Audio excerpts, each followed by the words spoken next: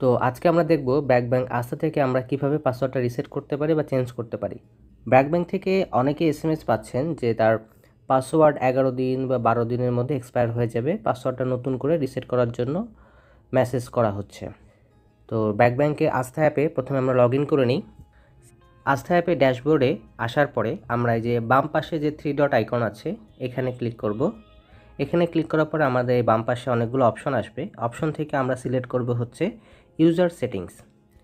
User সেটিংয়ে অনেকগুলো option আছে। আমরা যেহেতু এখানে পাসওয়ার্ড চেঞ্জ করব, তাই আমরা চেঞ্জ পাসওয়ার্ড এখানে ক্লিক করছি।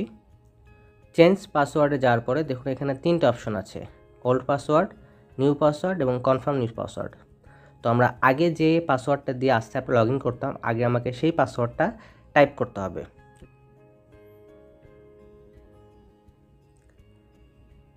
ওল্ড পাসওয়ার্ডটা দেওয়ার পর আমাকে এখন নিউ পাসওয়ার্ডটা দিতে হবে। ওল্ড পাসওয়ার্ড দেওয়ার পর আমাকে এখানে নিউ পাসওয়ার্ডটা সেট করতে হবে।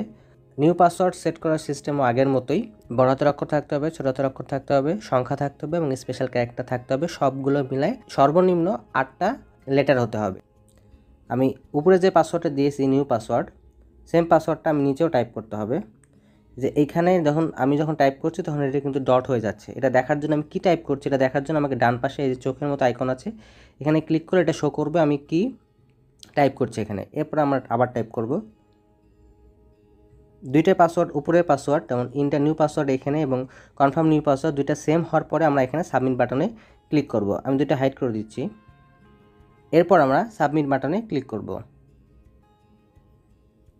সাবমিট বাটনে ক্লিক করার পরে আমার যে ফোন নাম্বার দিয়ে অ্যাকাউন্ট ওপেন করা সেই নাম্বারে আমার ওটিপি কোড যাবে। এই ওটিপি কোডটা আমাকে বসাতে হবে। আমার ওটিপি কোড চলে এসেছে, আমি ওটিপি কোডটা টাইপ করছি। দেন আমরা ভেরিফাইতে ক্লিক করব। আমার কিন্তু এখানে পাসওয়ার্ড সাকসেসফুলি চেঞ্জ হয়ে গেছে, আমাকে এসএমএস করে জানিয়ে দিয়েছে।